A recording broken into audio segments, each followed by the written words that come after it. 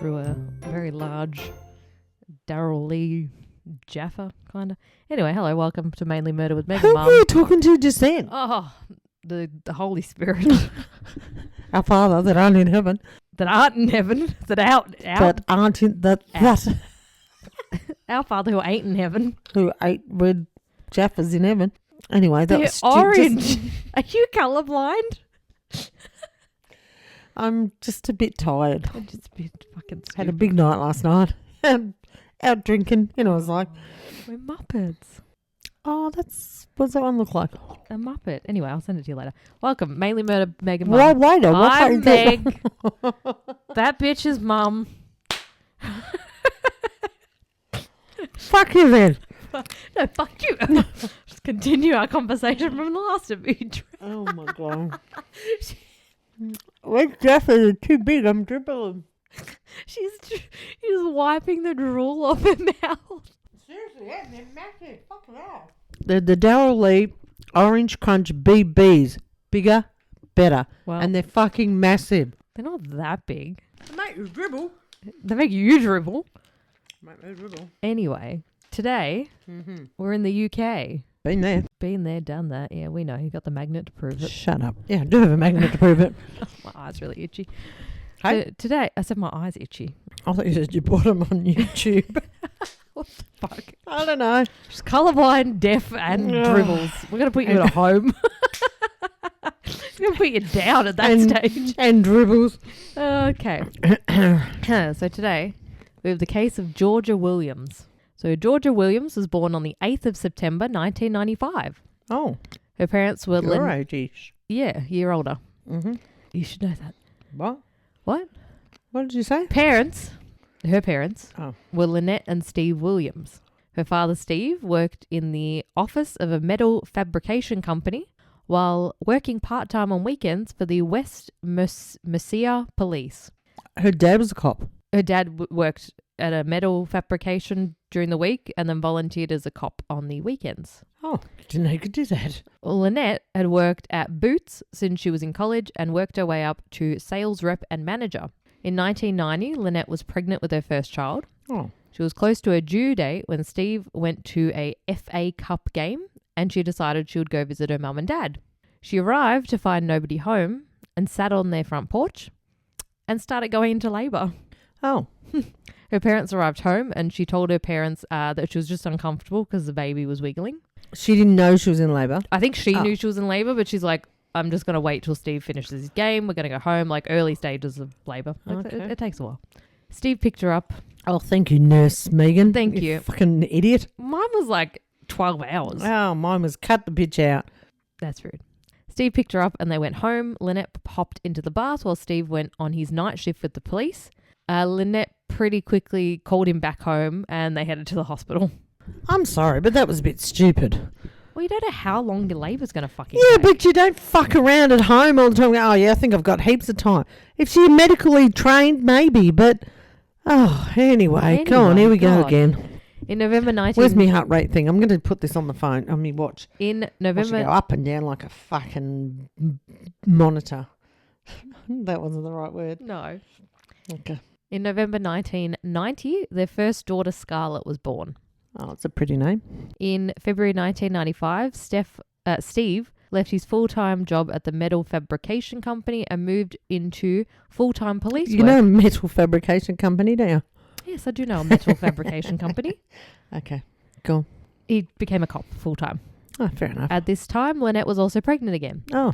Steve had just arrived home from the weekend while he was doing basic training when Lynnette told him they had to head to the hospital. She was in labour. At 1:05 a.m. on the 8th of September 1995, Georgia was born. Georgia. Got two nice names. I like Scarlett and Georgia. Yeah, they're nice names. Did well. Georgia and Scarlett were described as chalk and cheese. Scarlett was off and walking by 10 months, where Georgia was happy to just chill out on her playmat and watch the world go by. Oh. She wasn't in a rush to do anything at Fair that enough. You walk for a long time after you start, so yeah. age. Good call. Good call, kid. You got a lot of steps coming forward. By around the age of 4, Georgia started having regular night terrors, and their doctor advised that she would just grow out of them. When Lynnette asked her one night if she wanted to tell her what they were about, Georgia ominously told her You wouldn't want to know. She was 4. Yeah. And she said, no, Mummy, you don't wouldn't need want to to know. This is a need to know basis. It's going to scare you. I'm tough. You're not. She also had an imaginary friend, which she would often stare into the corner of the room and talk to. I think he'd have. That's normal. I think he would have to go in the bin if he started talking to the corner of the wall. But that's normal for kids to Yeah, Jay's daughter had an have an imaginary friend. Yeah. Georgia was also very cheeky. She knew that her sister Scarlett hated spiders. Georgia would cup her hands together and go up to her. As if she had a spider in her hand. Yeah. And she would also say things like, have you seen what's crawling up your back? Oh, my God. Little shit. On the day Steve got his interview to move up to becoming a detective, he also got the news that his mum passed away. Oh, that's a shit news, good news day. A few years later, when Georgia was about 5 or 6, she was still talking to her imaginary friends. Maybe she saw dead people. Her parents watched as she sat on the swing deep in conversation with an invisible person. When she came back inside, her parents asked who she was talking to, and she replied, I've been talking to Nanny Madge. There you go. And this was like, she was only 5, so when the mum died, she would have been a lot younger. They say that all the time. Yeah, because kids don't have that. No, they don't have that filter up of it can't be. Yeah. By 4th grade, Lynnette noticed that Georgia was coming home with scraped knees and some bruises. Georgia had just explained that she'd fallen over at the school playground. But she kept coming home with more and more small injuries and didn't seem her normal bubbly self till she finally told her mum that she was being bullied. Oh. When they were planning her 9th birthday party, Lynnette was stunned when Georgia's guest list included the girl that was her main bully.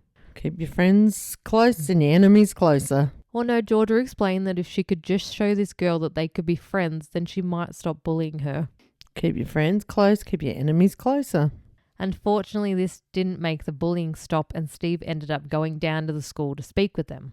Fortunately, her primary school years had come to an end and she was moving to a different place for secondary school. During this time, Georgia was a part of different clubs at school. She did running, tennis, outdoor education, which included canoeing and climbing. Oh, no need for that sort of... That's just crazy. That's just silly. Silly school. You do baking.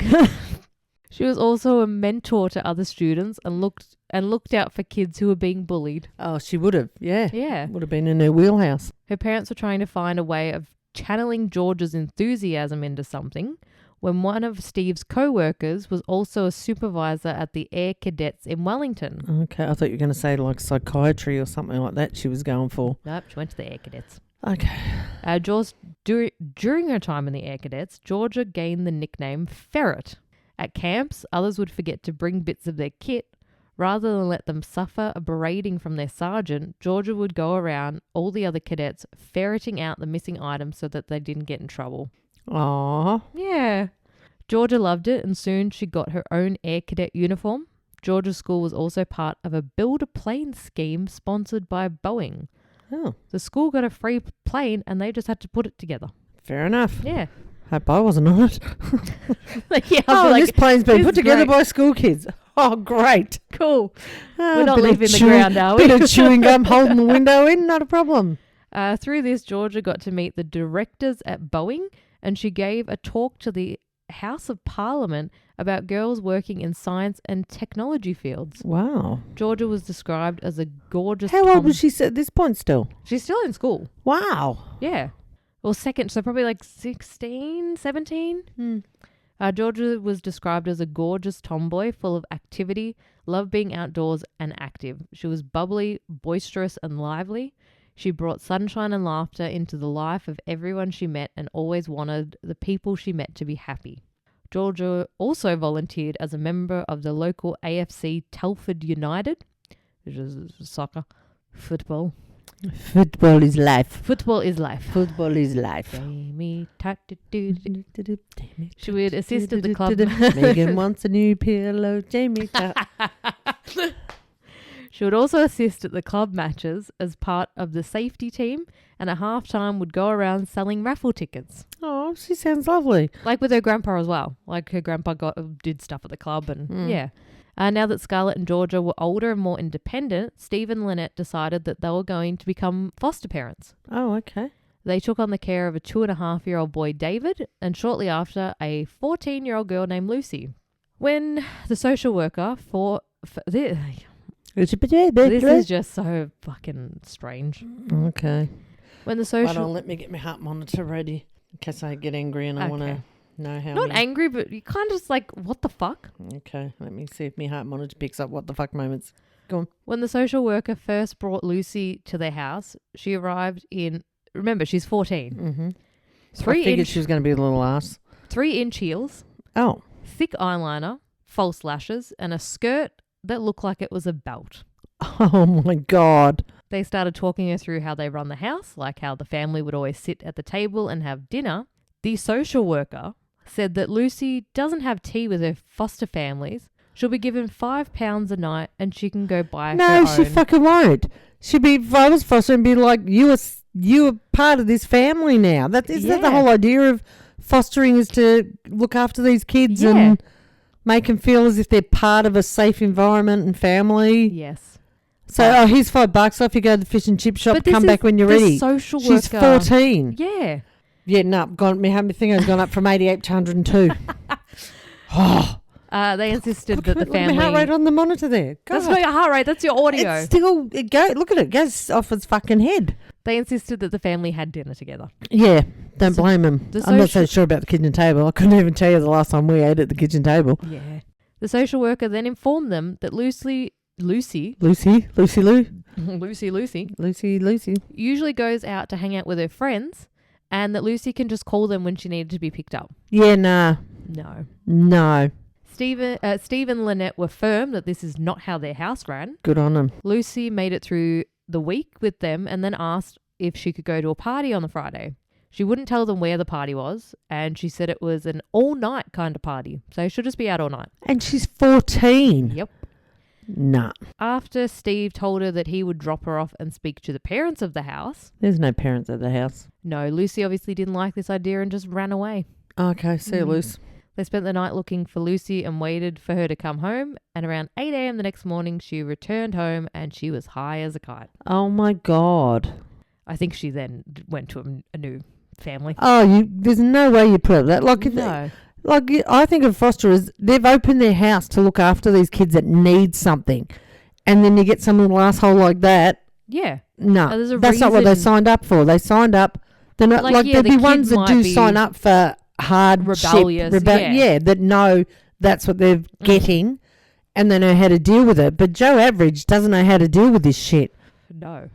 Steve had moved up to the West Messiah's Major Investigation Unit, which was a specialist team which investigated the region's most serious crimes. I'm guessing he's going to run into her again, is he? No, Lucy just doesn't come Oh, back after that. okay. That was just a... Little side bit to Yeah. get me all fired up. Thanks, Megan. No worries. In 2009, he and 2 of his co-workers were awarded the Chief Constable's Commendation, which is the highest honour the force can bestow on a serving officer. At the time, the family was living in Telford, England. So in George's mum's book, she refers to a place called the Garage, but it sounds like it's a petrol station. What is that in George's mum's book? Yeah. What does that mean? George's mum wrote a book Oh, okay. about the case. Okay. And she refers to a place called the Garage, which is near their house, but it sounds like a petrol station / mechanic / Yeah, that's what I would have pictured. Yeah. Georgia came home one night and told her dad that the guy from the garage had just asked her out. A trick that she learnt from her older sister was that if you didn't like the guy, just give him a fake number, and that's what Georgia did. Uh-oh. Georgia and a couple of her girlfriends were getting ready to go out. This was a little bit later in the time. Lynnette You asked mean like a few nights later? Yeah. Not like the same day. It was like a little bit like... Yeah, a little bit later Probably in the weeks time. later. Didn't Yeah. really explain that very well. A couple of days later, a couple of weeks later, yep. They were going out. Okay. Lynnette asked the girls where they were going, and Georgia told her that they were going to the cinema and they were waiting for Jamie to pick them up. Lynnette... Jamie Tut. Not Jamie Tatt, no. Lynette realised that Jamie was the meek-looking boy who worked behind the counter at the local garage. Oh. She said, "Oh, that's Jamie. Well, have a good time and make sure he doesn't bring you home too late." Jamie and George's relationship was purely platonic. On George's she end... friend-zoned him from the start, did she? On George's end, it was a friendship. Jamie did try to ask her out for a few dates, but she politely turned him down again and again, and she made it clear they were just friends. Mm-hmm. On a bus, Georgia met a guy named Matt Bird. Her parents described him as the kind of lad that you hoped your daughter would bring home. Well, that's not always good in these episodes. He was polite, kind, and confident, and they seemed like a good match. Mm-hmm. Matt's fine. Okay, good. Georgia decided her next move in life was that she was going to become a field paramedic. Okay. Lynnette and Georgia went down to the RAF recruitment office, and Georgia seemed to have her future all mapped out. At this time, Jamie, no longer working at the local garage, had started working at a Savers shop. Oh, your favourite shop. I fucking love a Savers. A Vinnie's, a Salvos. Yeah, you've always been a fan of the Savers shop. Savers. But his big... Sorry, I didn't mean to hit that. Sorry. Shut up, Mickey.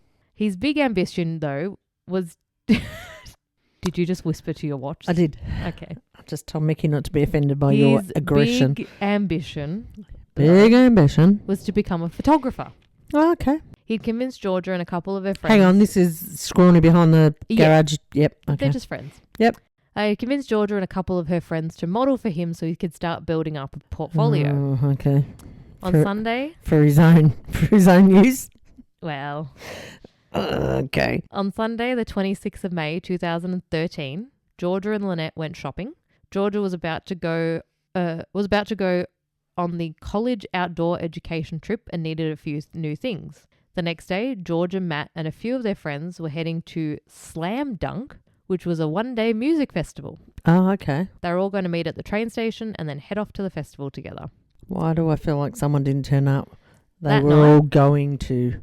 That night, the family had a dinner barbecue and sat outside chatting. Georgia was talking to her parents about how burnt out she was starting to feel and all the upcoming events and plans she had.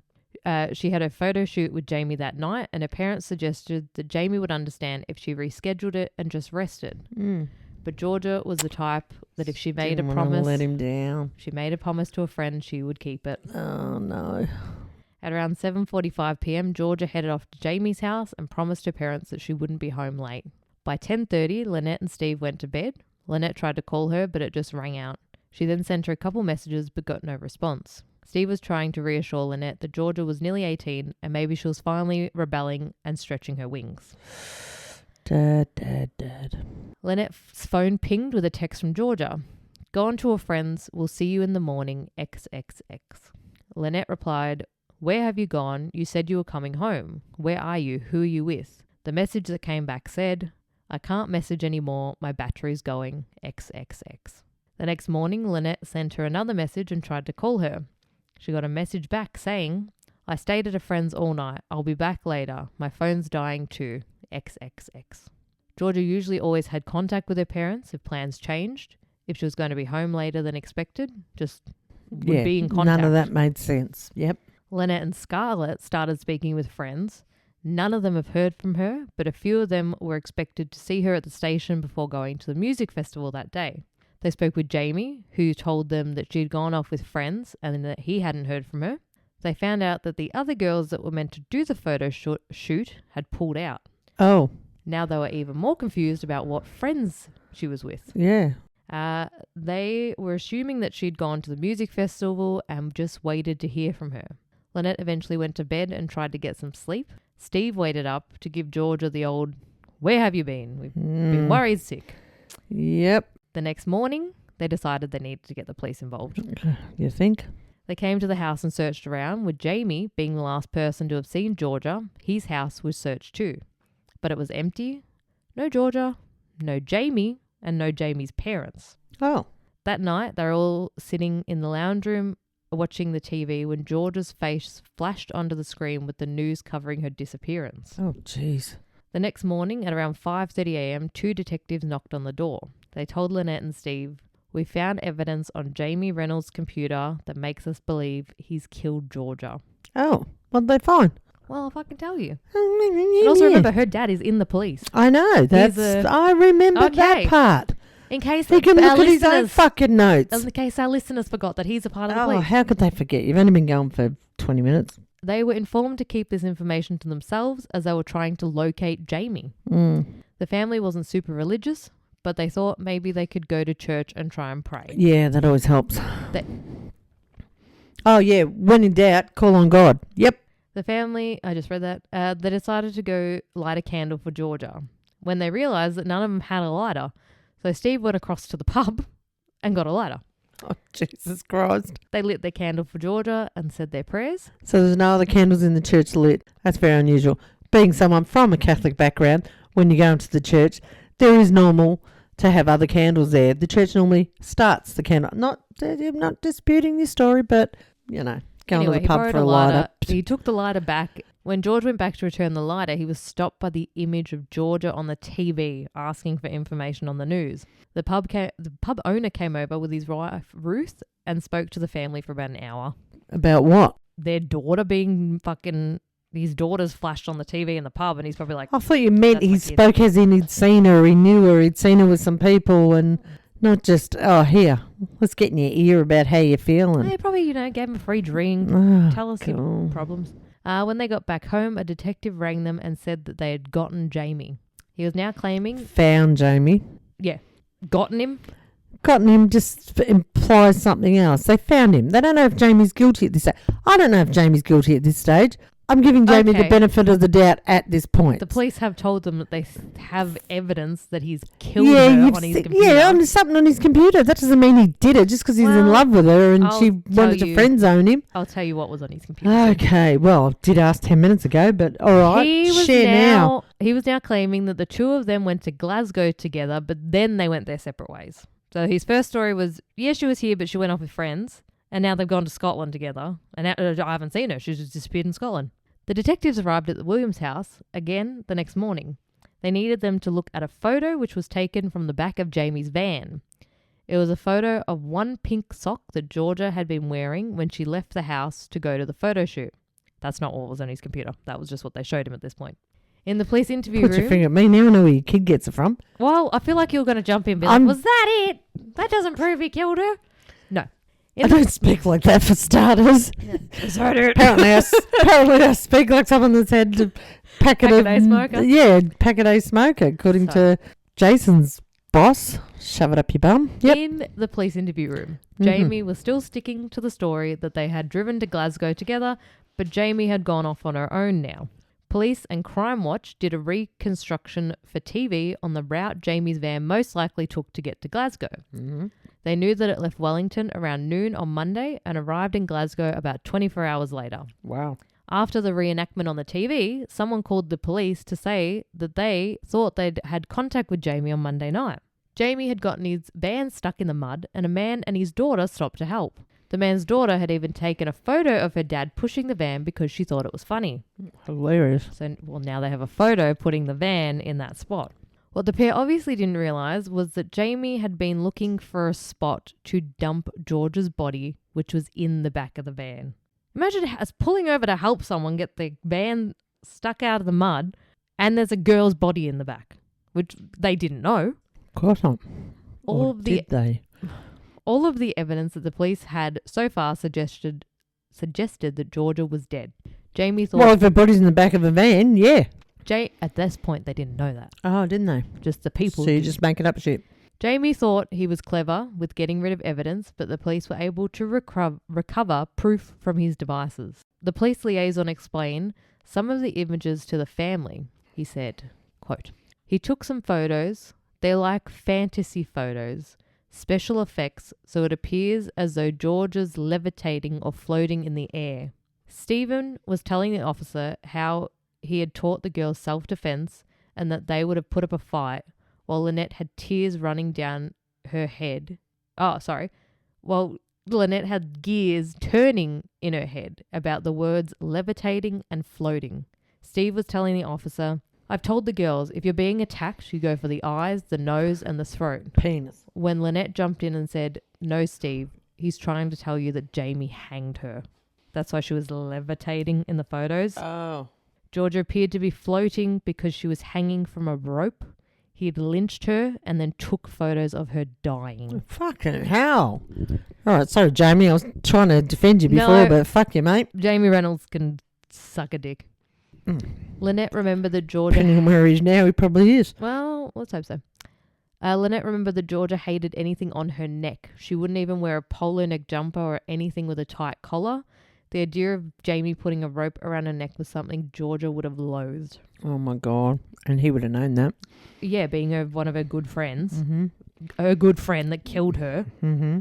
I could have put that comment in myself, but, if you're going to take all me fucking... No, you go. Take your No, comments. forget it. No, you've already said it. I'm not saying second-hand sayings. On the 31st of May, a body was found by police while searching woodland off the Natyaguth Pass in North Wales. By the 4th of June, the police formally confirmed that the body was Georgia. Oh.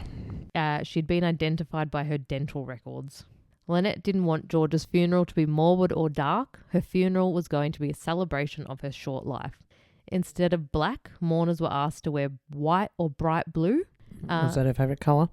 I think so, I'm assuming. Well, I'm assuming the blue. And they decided that Georgia was going to be buried in her Air Cadet uniform. Oh, okay. Lynnette made a display of photos of Georgia from when she was just a baby up until right before she was murdered. Georgia's funeral was on the 14th of June. Steve wore his police uniform for the funeral and they piled into the funeral cars. The procession went past Georgia's old school where there were teachers and students standing outside the gate. Oh, just gave me goosebumps.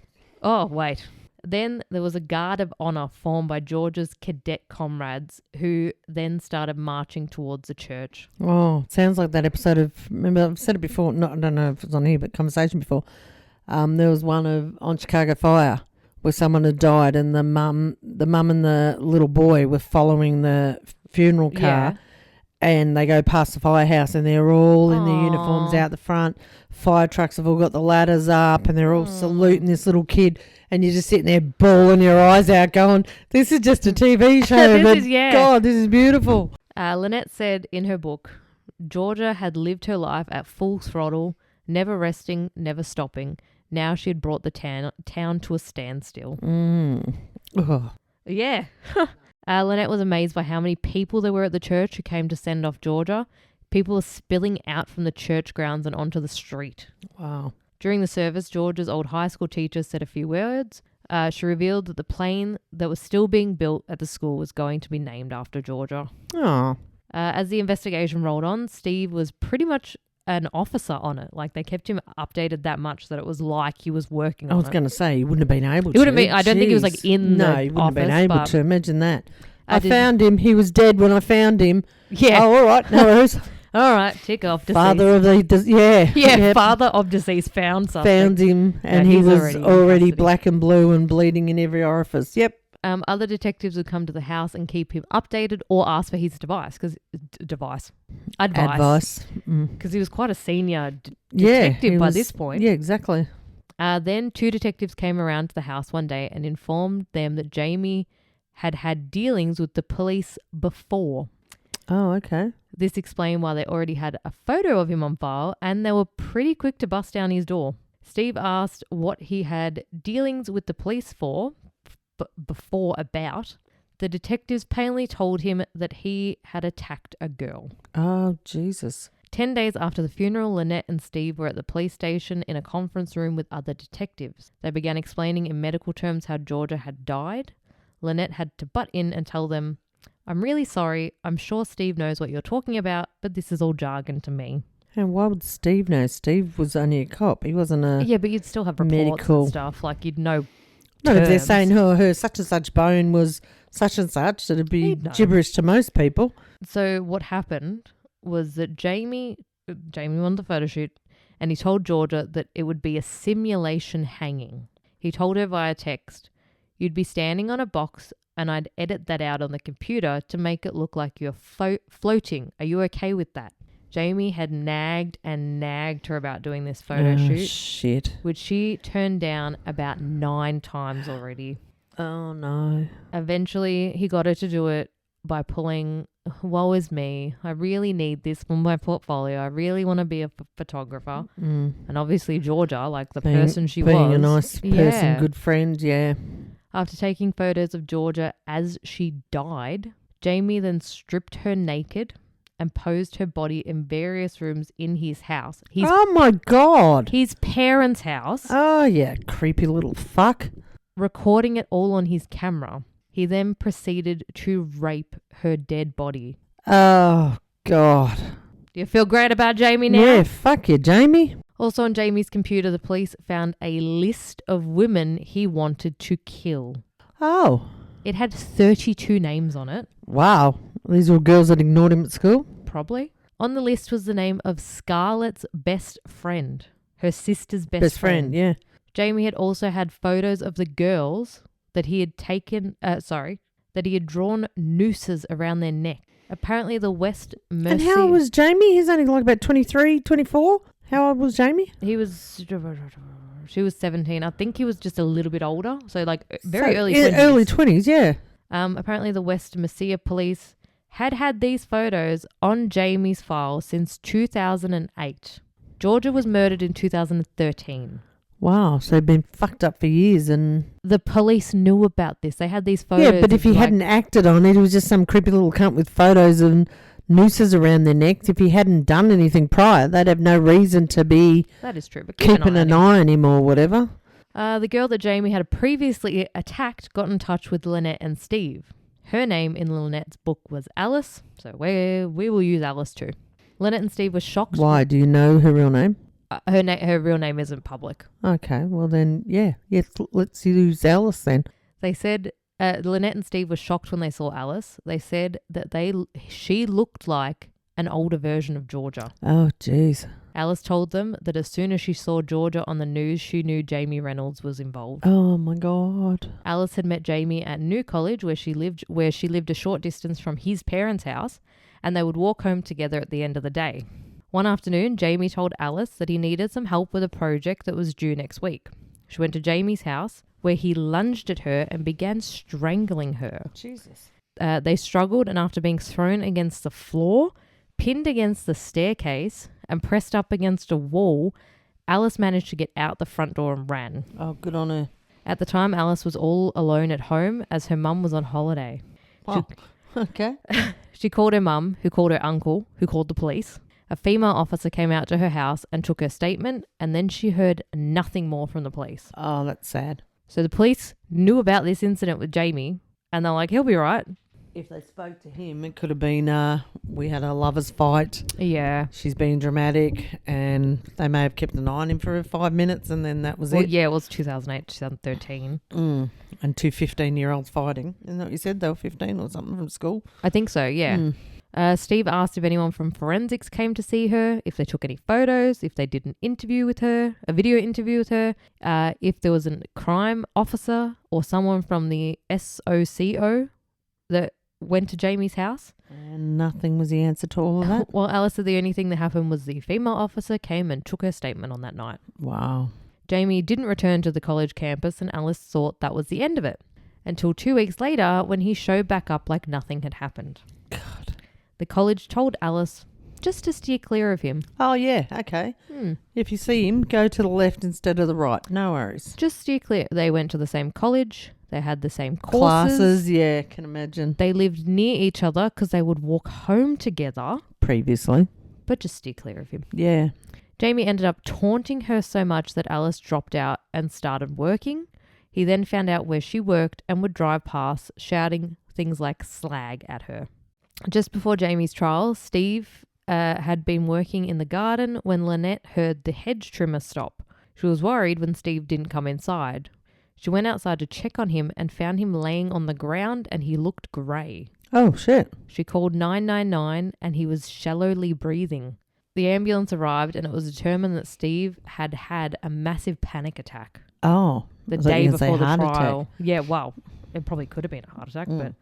before the trial started, it had been agreed that the judge would pause proceedings so that Lynnette could leave the courtroom before having to hear all the horrible details of what happened to her daughter. Fair enough too. Right at the start of the trial, Jamie changed his plea from not guilty to guilty.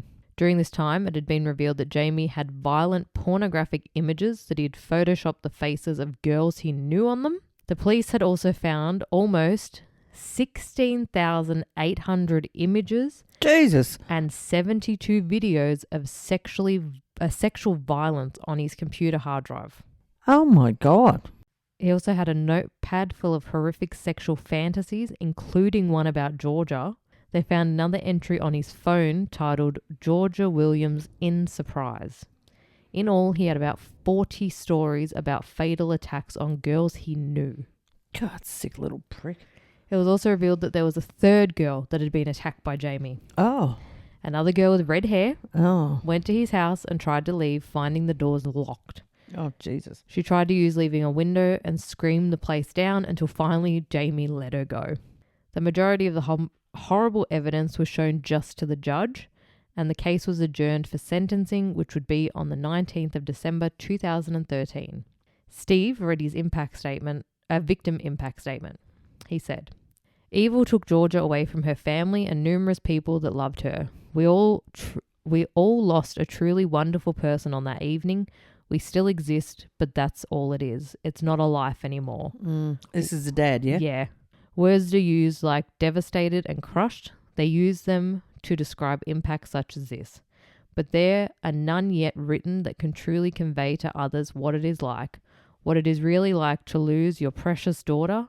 I'm not ashamed to say I cry endlessly from morning to night. Oh, God. We've been damned by evil to endure this sorrow and misery to the end of our natural lives.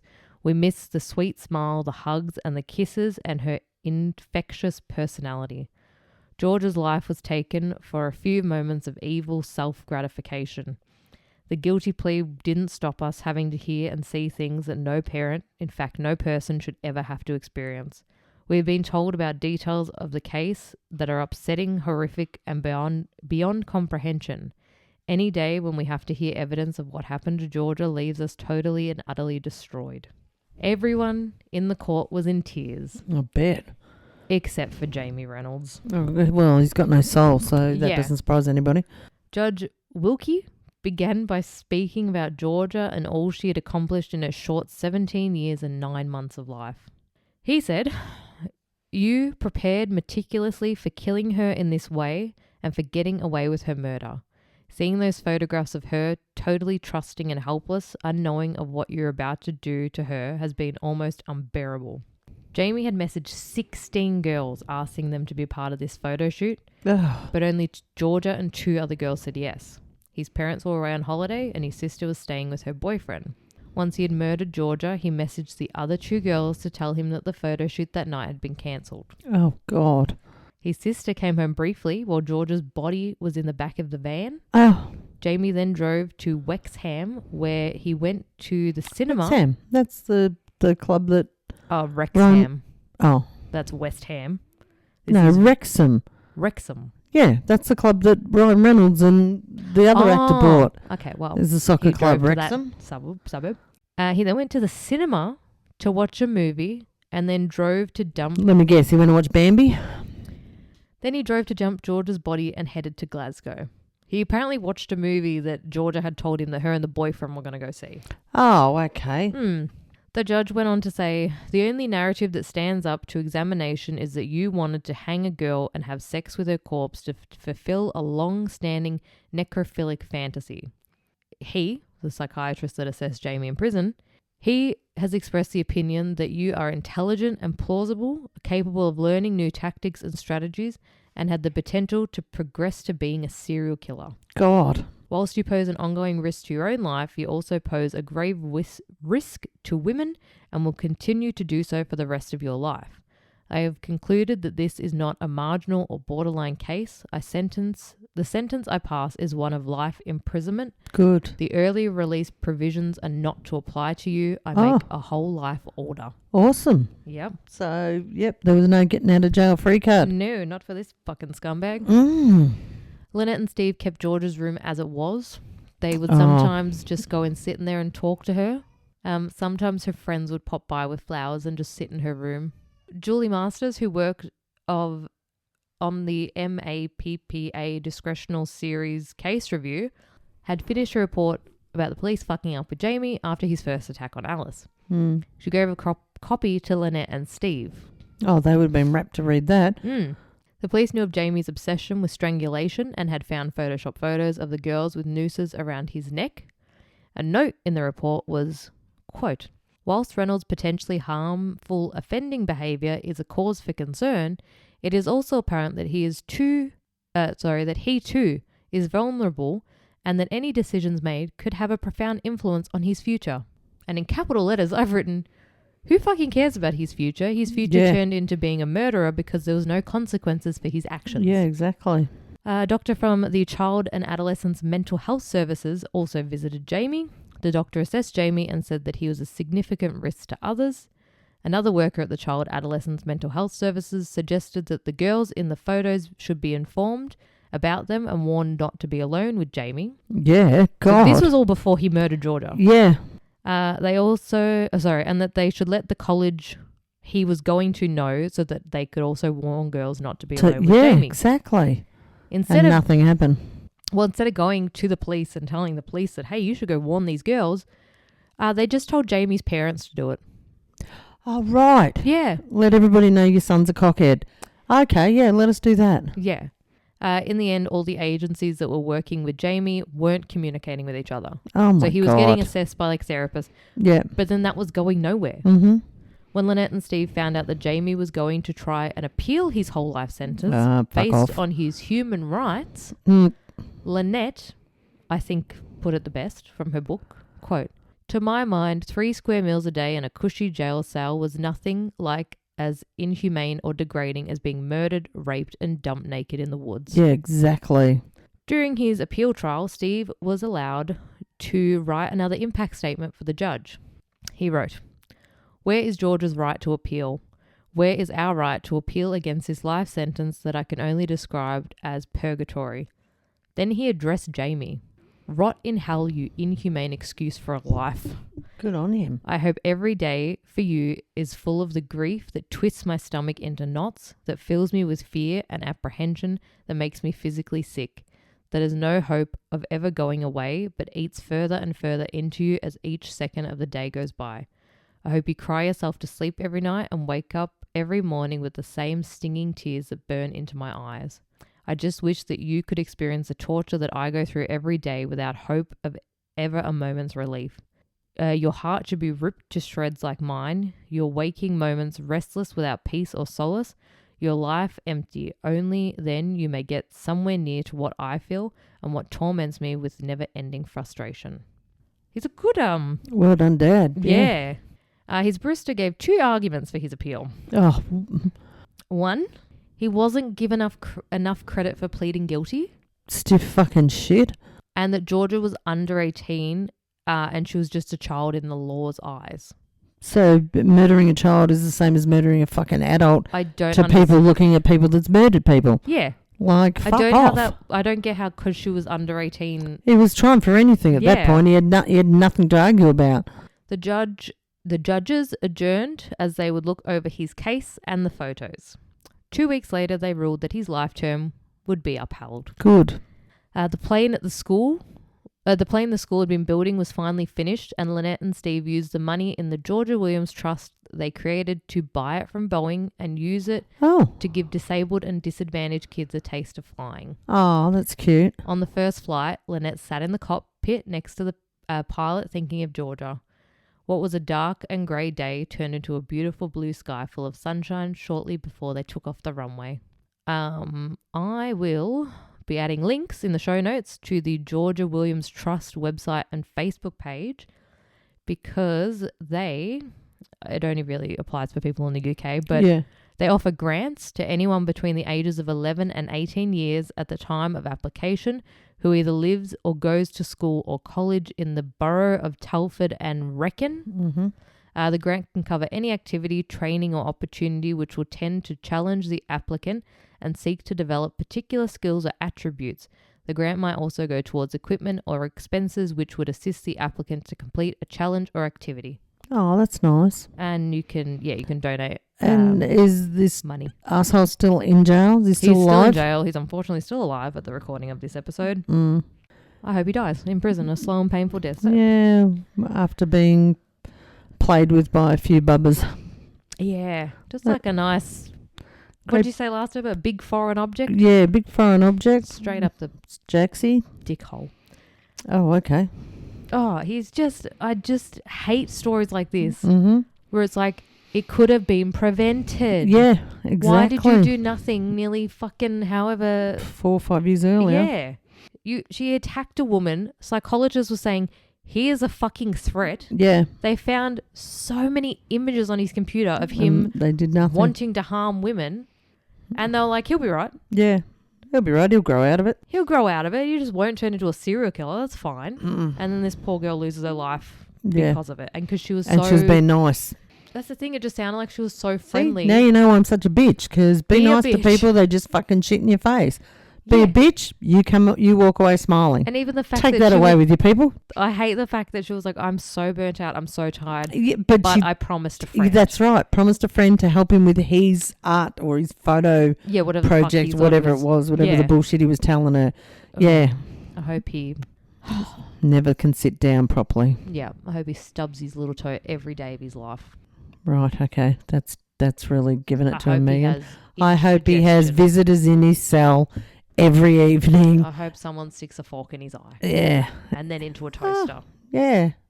One Okay. side in the eye, one All side right, in calm the down. toaster. Let's go. Now fuck this Wrap guy. it up. Thank you for listening. Thank you for listening. Follow us on, Instagram yeah, at... all of that. Come on. You should... We're That's your like nearly fucking 40 spiel. episodes in. You should fucking know these things. Oh, please, I called it Murder with Mum the other week. Mama Murder. Mama Murder. It's our new pasta podcast. Instagram is mainly_murder.